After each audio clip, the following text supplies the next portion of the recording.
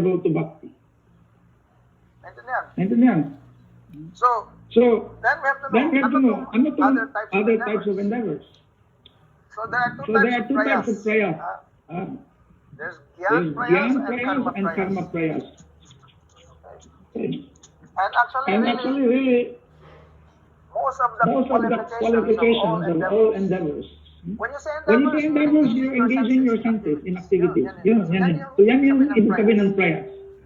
Now, when you're engaging your activities for bhakti, that is there's some slight endeavor there, but actually it's connected to your natural activity.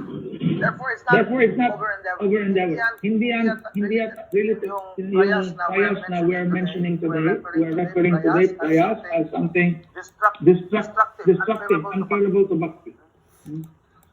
So many activities are there. You can be engaged.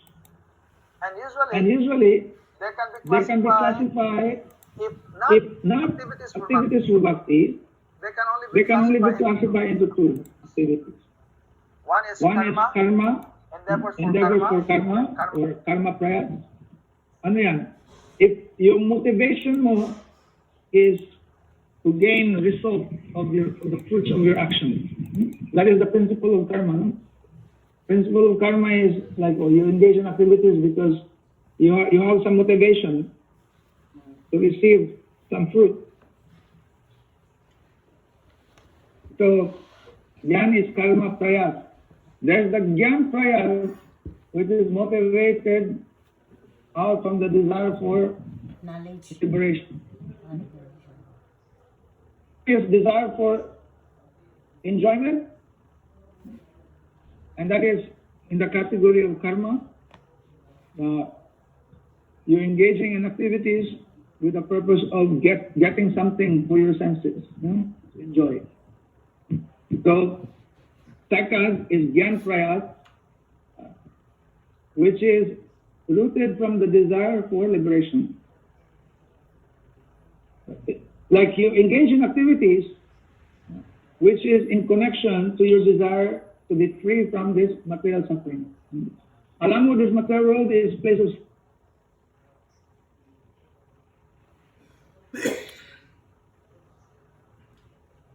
suffering. So that's why it's Gyan. No? If you have some Gyan, it though. Because those in the platform of Gyan, their idea actually is ultimate liberation is you merge in the Brahma. Like, it's subject to speculative knowledge. Why? Dahil hindi nila alam yung absolute truth na when we speak of like spiritual or transcendental, or we say Brahma, the idea of these Gyanis is that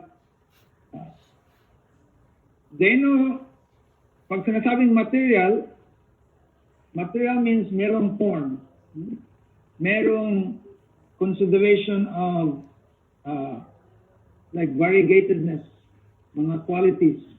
Because that is what we see in the material world. No? In the material world, all these different forms are there. Intindihan? So now, they speculate na pag sinasabing transcendental, ibig sabihin, walang form. Kasi pag may form, that means Maya. So, they parang, they made a conclusion na, ano tong material? And then, pag sinasabing spiritual, it has to be the opposite of what you see as material. Okay. So, in material world, may mga forms, may mga iba-ibang mga qualities. Naintindihan? So, anything that has form, anything that has qualities, then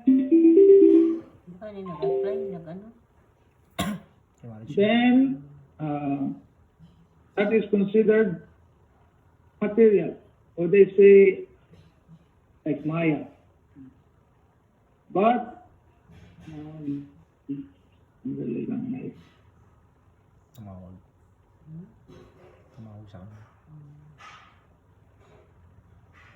so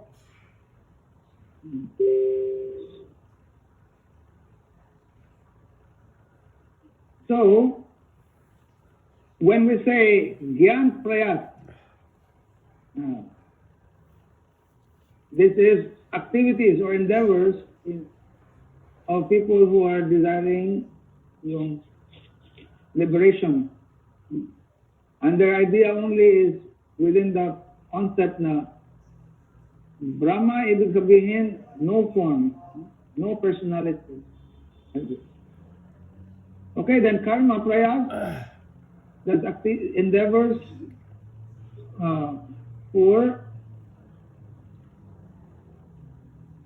like getting results of your activities for your senses, sensual enjoyment. So sabi ni Bhaktivinoda Thakur, the result of Gyan Prayas is realization of complete non-duality. Naintindihan? So ito yung result ng Gyan Prayas. They realize complete non-duality. Ibig sabihin, oneness. Like this is, you know, the tinatawag na the philosophy ng Brahmavad, mga Brahmavadis. That is merging into the featureless aspect of Brahma. Okay, so that is Sayujya Mukti. Okay, another term for that is Brahma Nirvana. So ito yung result ng Gyan Prayas. So if you analyze itong Gyan Prayas or endeavor or impersonal knowledge, this does not lead to the ultimate goal of life. No, does not lead to bhakti. Understand? You accept. How it can lead to bhakti? You deny the existence of a supreme person. It can never lead to bhakti. Okay. So, Bhaktivinoda Thakur provided some evidence. No? Una, he's giving Mundaka Upanishad. This has been clarified in Mundaka Upanishad. Ano sabi sa Mundaka Upanishad? Very famous verse. Nayam atma prabhachaneena labhyo na medayana bahuna shrutena. Yam ivaisa vinute na labhyas. Satyesa atma vivinate tanum swam. This is a famous verse. Sabi na, you cannot attain realization of God by lecturing, by intellectuals, or by studying various shastras. Not by your endeavor. You can realize God. So, anong sabi? How? This is ang Mundaka Upanishad. Sabi, possible only to realize when he himself, because the absolute truth, or God, is a person. If he reveals himself to you by his mercy, then it's possible. But on your own strength, not possible. So, kaya sabi, Nayam Atma Prabhachanena Labhyo, by giving pravachan, giving lectures, by hearing and by giving discourses or studying the Shastra, by your own endeavor. You cannot attain the Parabrahma. Only if he reveals his transcendental form by his own mercy. And who is that? If he accepts that person, because that person surrenders to him, then he is able to know. Okay, so sabi ni Bhaktivinoda Thakur, the use of the word Atma indicates both the soul and the super soul. The Atma cannot be realized by exhaustively studying or explaining the Vedas, nor on the strength of intellectual understanding of scriptures, nor by hearing the scriptures extensively. So tatlong things dito mentioned. Exhaustively studying or explaining the Vedas. This is not the ultimate way to know Bhagavan. Okay. You can read all books, but you can remain ignorant. So not on the strength of your intellectual understanding of scriptures, or even by hearing extensively the scriptures. So, sabi, a learned person who desires to attain Paramatma can do so only by the desire or mercy of Paramatma. So that has to be appreciated. mainly it is not you, not by your endeavor, but only by your mercy of Bhagavan. When he reveals himself by, when someone surrenders to Bhagavan, and accept that really I'm useless, I cannot know you, only if you be merciful to me, then Bhagavan will be merciful to them. So he reveals his form only to those who choose to worship him as their Lord. Because he is eternally perfect, he cannot be attained by any other method.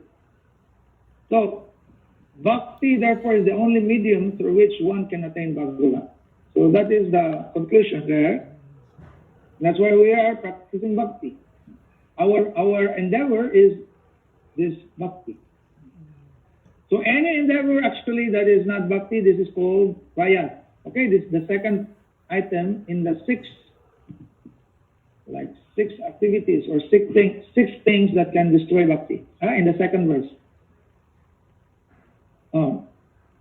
Srimad Bhagavatam also prescribes the complete renunciation of all endeavor to acquire impersonal knowledge. Okay, so this is prescribed in Bhagavatam. Bhaktivinoda Thakur pointing out that in Bhagavatam, it is prescribed there to renounce this impersonal knowledge, this jnana. Sabi, this jnana is absolutely worthless, and it is impediment to the attainment of the supreme goal. So ano yung verse dyan? He's quoting from the 10th canto verse, Jnani prayasam udapasya namanta eva jivanti sanmukaritam bhavadiya vartam stanestita ashutigatam tanuvan manovir reprayaso jita jitopi asitais kailokyam.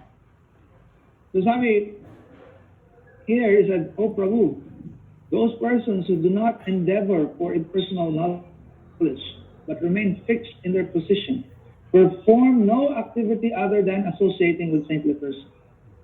While remaining in the association of saints who possess pure love for you, they naturally receive the opportunity to hear them sing the narrations of your pastimes. They then humbly offer their body, mind, and words to honoring those narrations, and do so to such an extent that it becomes their very life. They cannot live without it. O Prabhu, although you cannot be conquered by anyone within the three worlds, you are conquered by such devotees and become subordinate to their friends. Naintindihan? Haba-haba ng translation. But like here in the verse, kasi sabi, Ye prayaso jita jitopi asti tais trilokyam. Actually, the word prayas is here. But this prayas actually does not refer to this prayas na mentioned in the second verse. Because we have to understand, itong prayas na mentioned in the second verse ng Upadesamrita, this is Gyan prayas and Karma prayas. Prayas means endeavors. Okay, so endeavors that has nothing to do with bhakti. Then we say they're over-endeavoring, of unnecessary things. So, in this verse, sabi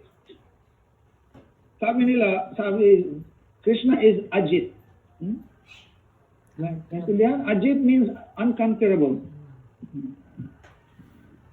Minsan, you meet some devotees, pangalan nila is Ajit. Ajit means unconquerable. But then sabi dito, Ajit, although he's Ajit, he said he becomes Jit. Kaya sabi, Ye prayaso ajita jito pi asitai shailokyam. That who is unconquerable in these three worlds, he becomes conquered by someone who is doing this. What? Anong ginawa niya? He renounced this gyan. This gyani prayas. Udapasya namanta. He said, he renounced these endeavors for gyan. And anong ginawa niya? Ano lang, he only associates with devotees. And by associating with devotees, naturally, makakinig siya ng mga harikata. And then he just fall in love with Krishna, naturally. And that's why, sabi, Shutigatam tanuvan manovitir. Tano, meaning his body, Van, his words, and Mano, meaning mind. By his body, mind, and words, then he is honoring all these narrations and glories of Bhagavan, because he's hearing all this from the pure devotees. So this verse from Bhagavatam, sabi nga, someone who renounce all these endeavors for knowledge, meaning like some people, they do austerities, they live alone in the mountains, and they do meditation, or they're reading so much scriptures on their own, and maybe they're giving classes and lectures and on the strength of their intellectual capacity, they're thinking they know Bhagavan, but their endeavor is really impersonal knowledge, because the idea is God is not a person. Their only desire is to become liberated from this material world. No, so then they want to merge with that impersonal, transcendental, like spirit, hindi person. Okay, but sabi, if someone is renouncing that endeavor, this gyan prayas, and simply he lives in association of sadhus, meaning the pure devotees. They have pure love for Bhagavan. They see God as person, hindi impersonal, like a white light. And so naturally their time is engaged in hearing the glories of God. So naturally, itong person na to, he becomes attached to hearing the narrations of Bhagavan. And it becomes his very life. So then, sabi, for that person, Bhagavan is conquered. By that person. Bhagavan or Krishna is unconquerable in the three worlds. No one can conquer it. Hindi siya makontrol by anyone in this world. But for that person who renounced this gyan prayas, and only attached to the narrations of Bhagavan because he's hearing it from the pure devotees, then he becomes conquered. Bakit? Sabi dito, because he is subordinate to their love.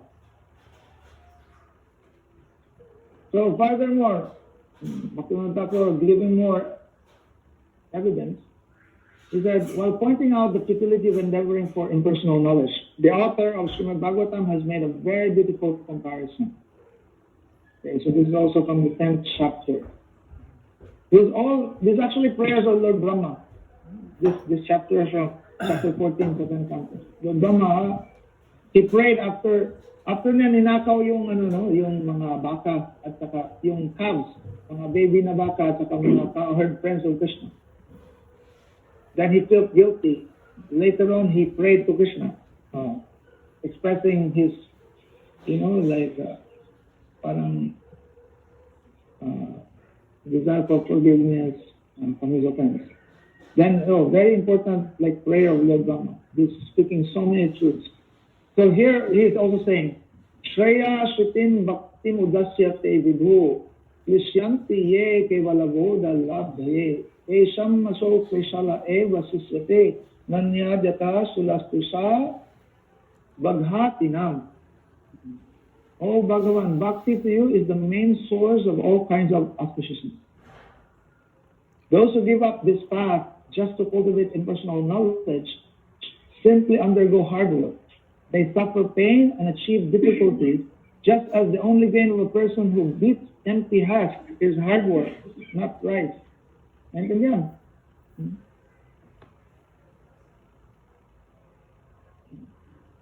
actually, you're beating husk to get the rice. Pero pag empty yung husk, then yung beating mo of that thing is useless. No? So sabi, the only source of all kinds of auspiciousness, like swarte or like anything has real value, is what? Bhakti. So sabi, anyone who gives up the cultivation of bhakti, to cultivate impersonal knowledge, this Gyan prayas. Sabi here ni Lord Brahma, na they're only endeavoring to undergo hard work and to suffer pain, to achieve difficulty, but gain nothing. And it's a completely waste of time. So, absolute non-duality, Kevala Advaitavad, which is a form of impersonal knowledge, is not rooted in reality. Okay, this we have to appreciate. Naintindihan? Pag sinasabing absolute non-duality, ibig sabihin, this conception na everything is one, everything is Brahma. There is no such thing as like a supreme person. Everything is just like impersonal. So this Kevala Advaitavad, this impersonal knowledge, this is not rooted in reality. This is not reality. This non-dual form of jnana is wicked and is simply a method to delude the demon. So this you have to understand. This Mayavad was taught by Lord Shiva himself, and in the form of Shankaracharya. Bakit? That is because he needs to have a system to delude the demons. When you say demons, all these jivas who don't want to serve God, who are envious of God. So mas madali pag hindi sila magkalat na parang they mix with the devotees, no? So if you give them a philosophy that they all will be attracted, then makita mo kaagad, yun yung mga demonyo. They don't have to mix with the devotees. So the jnana that the scriptures glorify as Sambandha jnana, or knowledge of one's relationship with Bhagavan, this is completely different from non-dual jnana. Naintindihan? So don't have this like misunderstanding also. When we say jnana, actually we're talking of this impersonal jnana, impersonal knowledge. When we say Sambandha jnana, this knowledge of your relationship with Bhagavan, this is not the same as what we're talking about here. Pag sinasabi natin, we have to develop Sambandha jnana. Like, Guru, he gives diksha. He gives you diksha mantra. Bakit? Because this is very favorable for realizing your Sambandha jnana. Sambandha jnana, ibig sabihin na you realize, who am I? Ano talaga yung soul ko? Ano mo yung relationship ko with God? Like this. So this is Sambandha jnana. So that is real knowledge.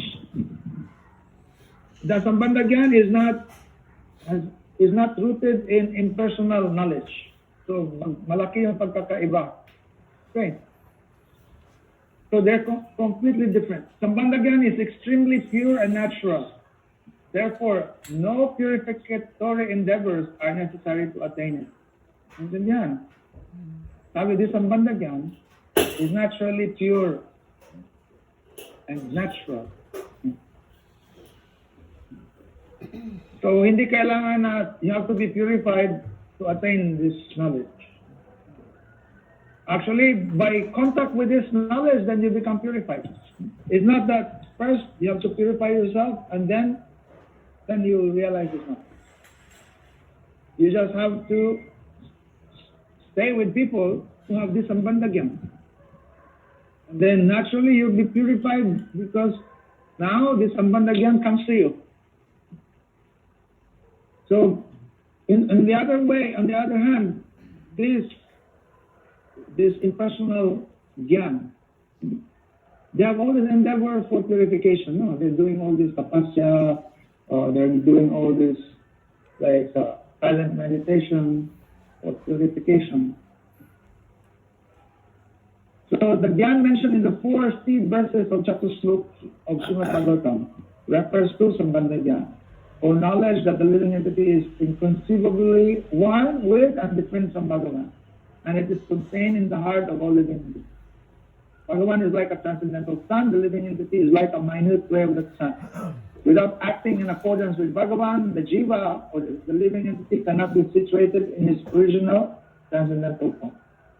Therefore, the constitutional nature of the jivas is to be servant of Bhagavan. So, this is meaning of Sambandha Jnana. Understanding that you are a servant of Krishna. Not that you are Brahma and you become one with Brahma. We are all Brahma. We are all God. But we are not person. We are impersonal. We are just like white light. No, these are all rooted in like some illusion. Hindi to reality. Reality is there is really a supreme person. And tayo, and that supreme person is like the sun. Tayo, we are like a little ray, a minute particle of that sun.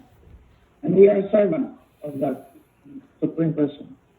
So when you realize in a practical way, sino ka? Through our bhakti process, then that is realization of your samandala. Now, although the constitutional nature of the jiva, ano yung constitutional nature natin? Servitude. Sabi, although that nature of the jiva, servitude, is dormant in the conditioned stage and must be revived through sadhana, bhakti does not necessitate as much effort as jnana and karma. Intindihan? So this is going back to the original point. Now, pag sinasabing prayas, we're talking about over-endeavoring. Sabi, bhakti really is not over-endeavor. Why? Bakit? Dahil yan yung natural activity ng jiva. Now, but he's just making the point that right now, you may not see this bhakti, and you may not have attraction to bhakti, dahil right now we are conditioned by Maya. Imagine how many lifetimes, millions of lifetimes tayo in this Maya na, we are so conditioned, we think we are this body. Yung enjoyment natin is the enjoyment of the sense. Therefore, in our conditioned stage now, we are performing some sadhana. Na we are trying to parang rekindle this dormant mood of servitude in the heart. Naintindihan? I'll give another analogy. Like, naturally, water is soft. It is soft, liquid. But itong tubig, pag ilagay mo sa freezer, mag-change yung nature. Yeah. Anong mangyari? Titigas yan. Maging ice.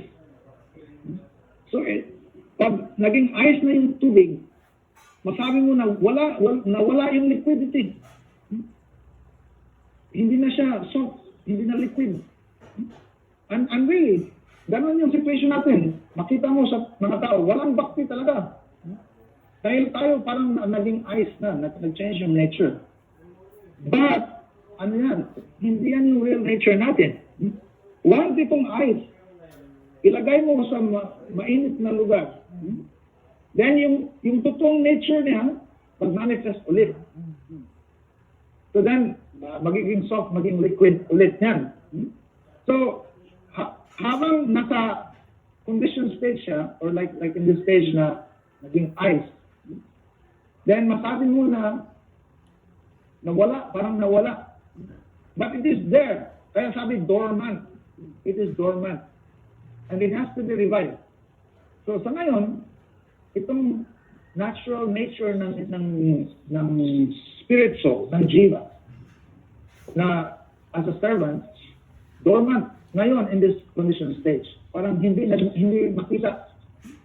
Lahat ay parang gustong magiging enjoyer, magiging controller at this point na we are conditioned. But if you engage in bhakti, and in the beginning, this is called sadhana bhakti. Dahil, parang you are still reviving the bhakti that is dormant. Sabi, although it requires some endeavor, that endeavor is not so much. Compared to jnana and karma, in jnana and karma, yung endeavor is so much more.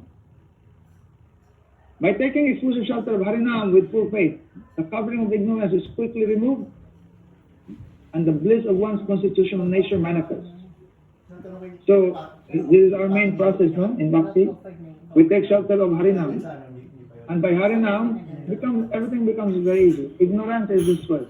So at least may offer kang chapati? But a person who gives Meron? jnana prayas Meron daw. Nakatakip sa... or Natakip. endeavors for impersonal Doon sa... knowledge, a place in his heart must undergo great Hindi mo suffering. nilagay kasi sa offering. Then when he is delivered from Ilagay jnana mo, prayas hindi mo by the nilagyan. effect of Hindi ka nagtanong. sadhusanga, endeavors related to bhakti manifest in the heart of a sadhaka. Naintindihan? So, itong endeavors for jnana prayas, impersonal knowledge, sabi, it makes someone undergo great suffering. Actually, heart becomes dry. You know, because endeavoring for this, like, impersonal knowledge, you renounce everything. Even, you know, like a relationship with God. You renounce everything because, you deny the existence of personality. Because anything that has form or like any personal, that is considered maya for you. So this is not natural for us. So heart becomes dry and it becomes very austere and difficult, and only a cause of great suffering. So, but someone may be in that situation, but if he gets association of devotees, then he can change. Then his jnana prayas can parang transform into bhakti prayas. Then it's not anymore of an endeavor. So the result of endeavoring of monastic knowledge, this jnana prayas, in relation to this, in Bhagavad Gita, Krishna instructs Arjuna as follows. Maya Vesya Mano Yemam Nityayukta Upasate Sadhaya Parayo Petas Teme Yukta Tamamata Yet Kwakshadam Anil Desyam Avyaktam Paripasate Salvatragam Achintancha Sukam Tam Achalam Dhruvam Kaneyam Nindriya Gramam Salvatra Salavudaya Prapnovanti Mam eva salavuta iterata klesho adiktarastesham avyaktasam avyaktahi gate dukkam deha vadhir avapyate. So in essence, these verses means those who are fully endowed with symptoms of surrender and worship me with immense faith are the best of yogis. Krishna declaring this to Arjuna. The best of yogis, those who are endowed with the symptoms of surrender. Surrender is the main, their life is only for Krishna. They don't care for any self-centeredness in the form of desiring for one's own enjoyment or becoming free from any suffering.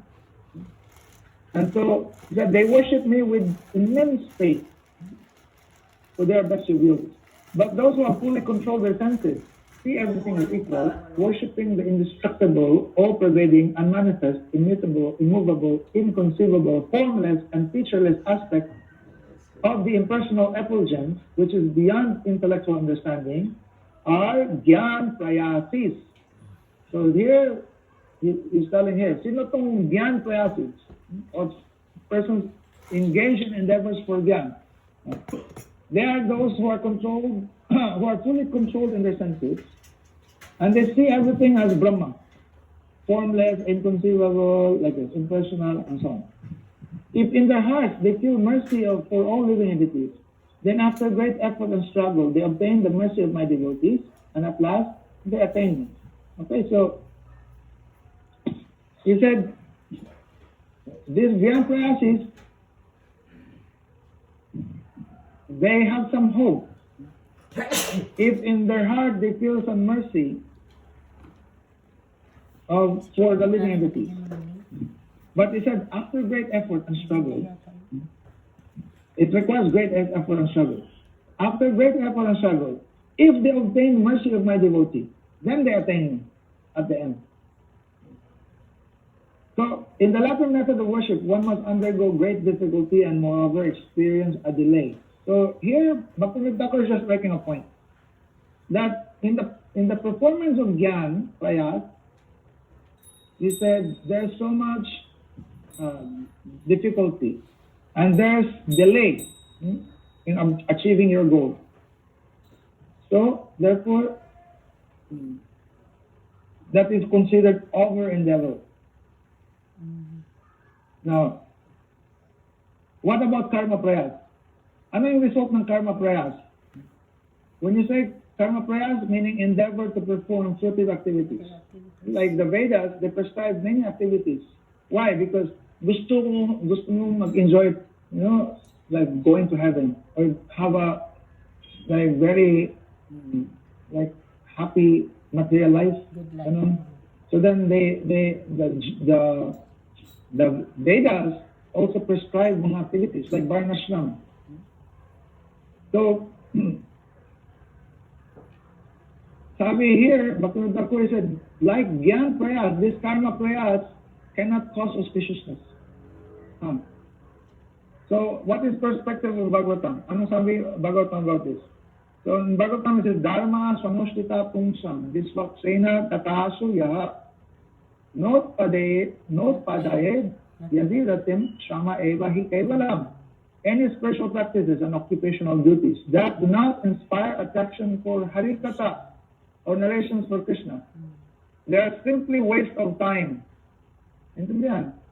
So many people, they engage in so many activities. They're doing yajna, they're doing charity.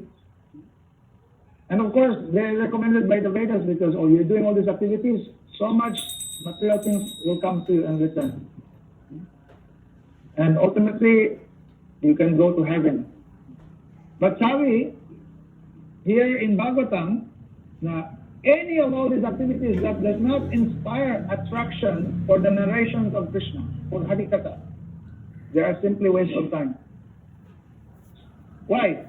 Because you may go to heaven, but that is also temporary, After heaven, then you go down back to hell, or maybe a planet like Earth.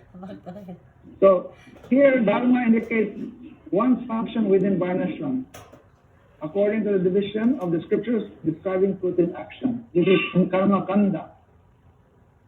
So Karma Kanda, or in this Varnashram, this is all based on,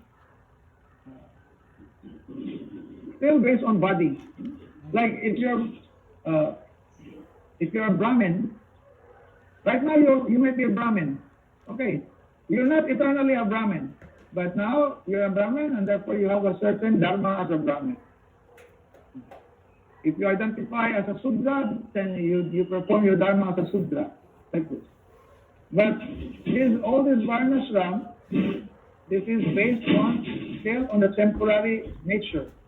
Although this is still better than like living like an animal, because at least you're doing some obligations, some duties.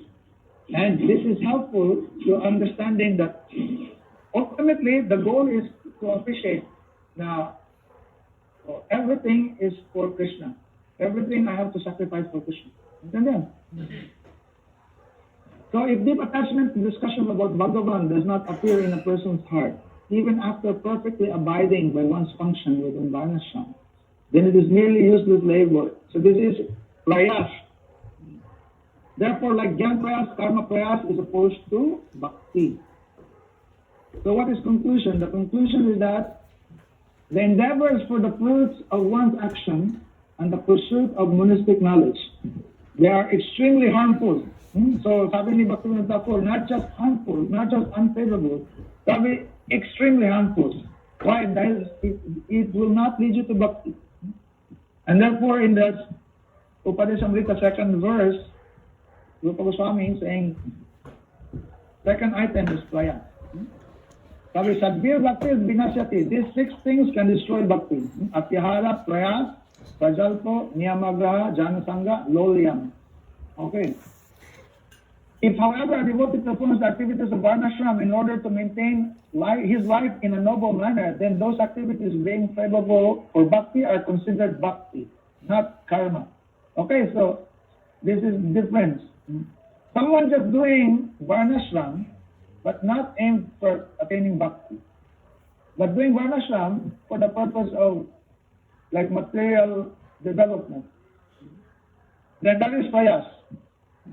But doing varnashram just for maintaining one's life, then seeing it as favorable for bhakti, then it is considered bhakti. This is not karma. Swanishta bhaktas make those prescribed duties and fruit of those duties obedient to bhakti. Parinishthita bhaktas perform activities that are not unfavorable for bhakti merely for the welfare of common people. And nirapeksha bhaktas reject popular opinion and perform only those activities that are favorable for bhakti.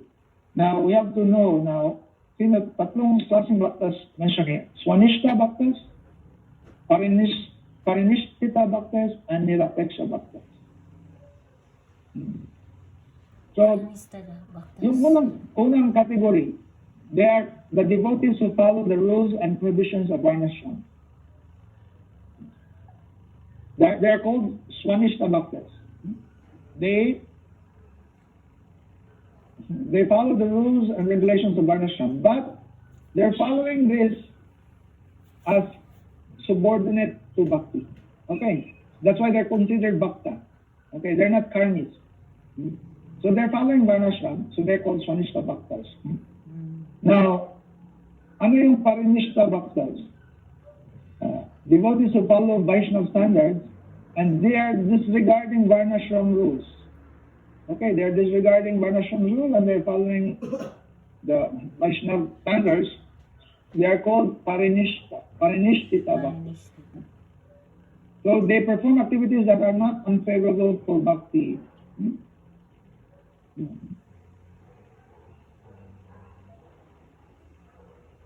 And then, third one, nirapeksha bhaktas. So nirapeksha bhaktas meaning the renunciant devotees, like or those who are sannyasis, those who are they actually reject the popular opinion and perform only those activities that are favorable for bhakti. Okay. So these three groups of devotees are there. If Asanga Yoga is practiced to attain mystic opulences and to merge into the existence of the Lord, then it is also opposed to bhakti. The regulations of bhakti sadhana acknowledge that one's relationship with Bhagavan consists of an inconceivable oneness with and simultaneous difference from him, are innate in the living entity.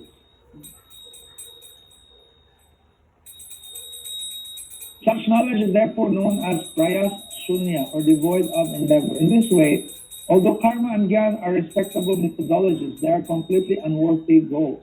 This will be elaborated on further in the chapter titled Niyam Agraha. Now, time is almost over, so I'll hurry up. Sabi, the laborious effort of pilgrimage to holy places is purely toil, and it is also an endeavor opposed to bhakti. But if that same pilgrimage to Krishna's pastime places is performed with eagerness to obtain the association of saintly persons, and with greed to kindle feelings for Krishna, then it is a limb of bhakti and not a useless endeavor. Again.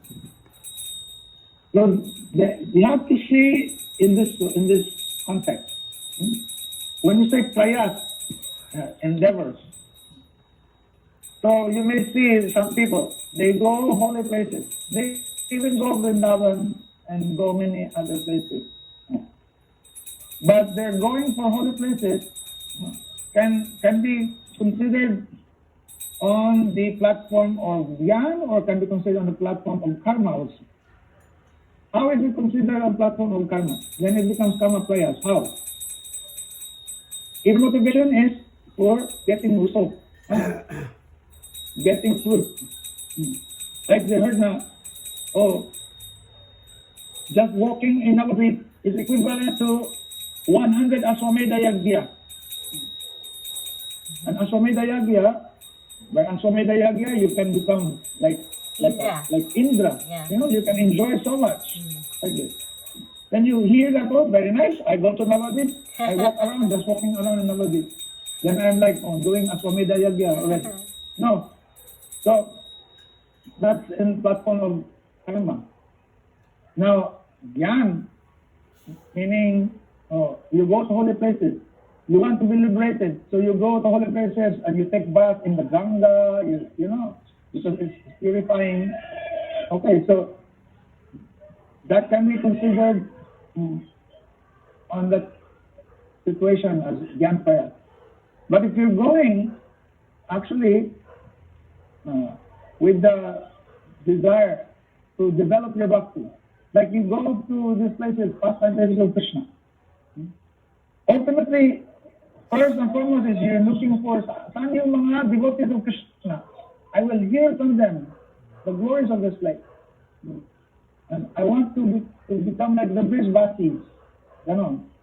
So, this activity is not prayas. This is not equal to karma prayas or dhyan prayas.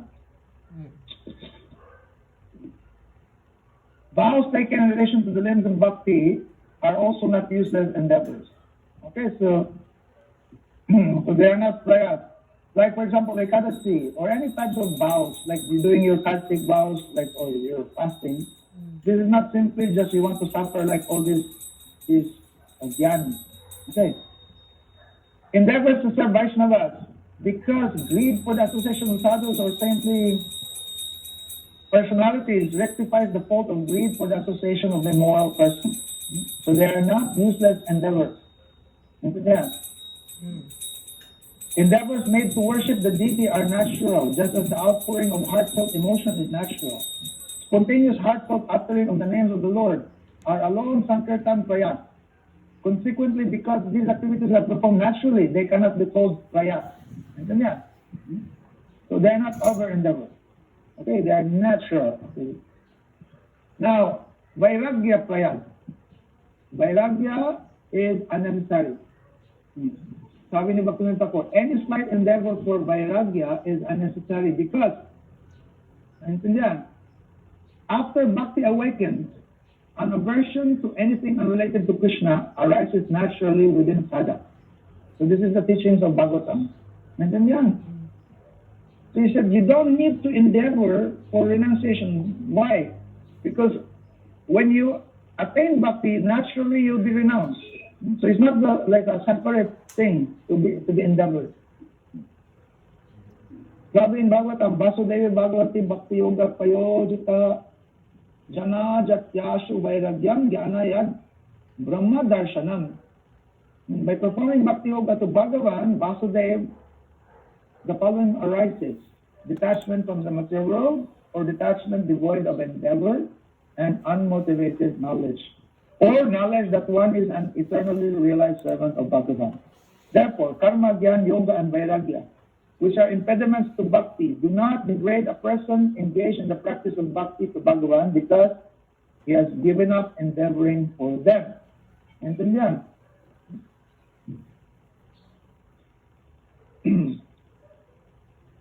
So, in bhakti, there is absence of over endeavor.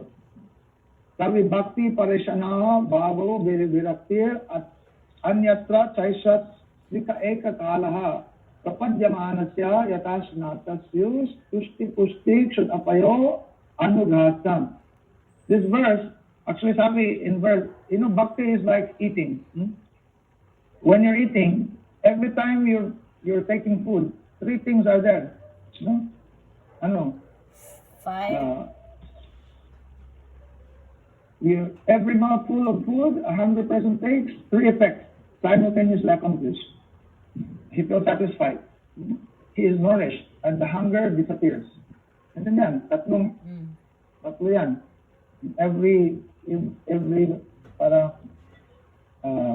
Every mouthful of food you take, you feel satisfaction. Your body is nourished, and your hunger is removed. Disappear. Similarly, when you engage in bhajan or you engage in bhakti, what happens? The three effects. You develop prema.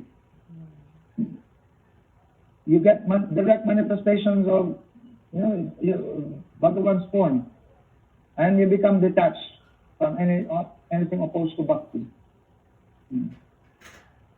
So this verse establishes that bhakti and sambandha gyan simultaneously appear in the heart of a person who one-pointedly worships Bhagavan, along with the renunciation of anything unrelated to Bhagavan.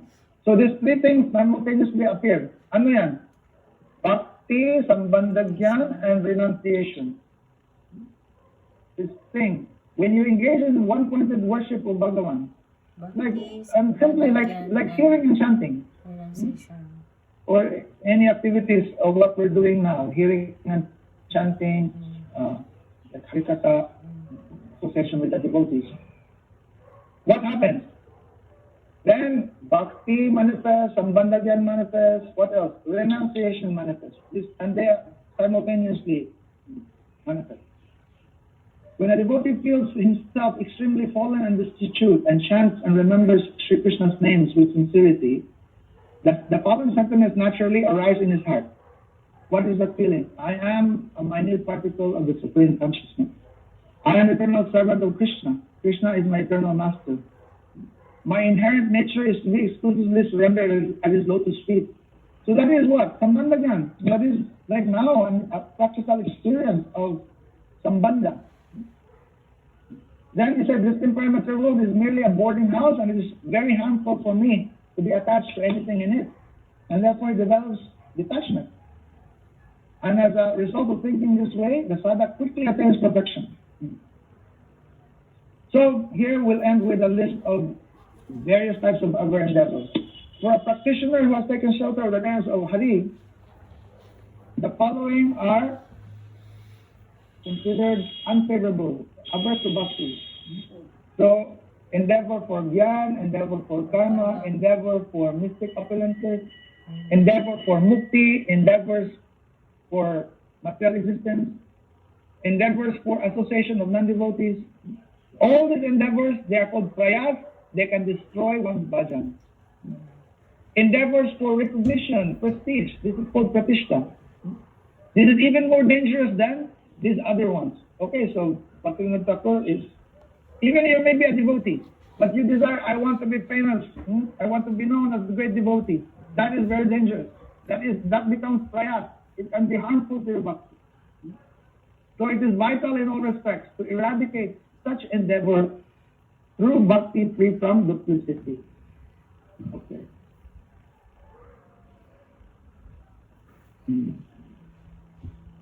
Now, there are two kinds of prayas. How to be free from prayas. One is, as householders, you have to maintain your life, you have to work. So you have to engage simple activities favorable for bhakti. They perform Harinam Sankirtan and remembrance.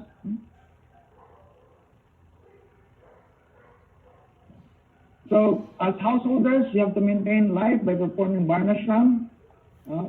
And all activities favorable for bhakti, you perform. Okay? And you earn and collect in such a way that you maintain your family without difficulty. Okay, so that is for householders. And never forget to worship Hari in one's life. Then there's no possibility of falling down. Whether sleeping or awake, moving here and there, or feeling happy or sad. Okay, all the time engage in bhajan. Okay. Then in a short time he can become perfect. Now for renunciants referring not just to sannyasis but to brahmacharis and vanaprasthas. So here, to be free from prayas, he said they should never accumulate anything. They should remain satisfied with whatever daily alms they collect, and while maintaining their life, practice bhakti. So beginning any kind of endeavor gives rise to faults. So to the degree that the practitioner performs his worship with humility and sincerity, Krishna will be revealed to him. Okay? So never have a feeling that I am the doer like this. Never be proud. And knowing that only by mercy of Bhagavan, then I'll be successful. So he only fully taken shelter This is the main principle of like renunciants. Fully taking shelter of Bhagavan of His mercy. Performing all activities of bhakti in this mood. Okay, now I'm late for class, so I have to give class now. So remember this. Okay, now second, prayas. So far we have discussed atyahara, prayas. So then Prayas. next week, prajalpo, Prajalpo. mundane talks. Yes. Okay. Jai Srila Gurudev ki Jai. Jai, Sripad Samhita Ki ki Jai. Jai. Taigo Premanande Hari Hari Hari Hari. Bol.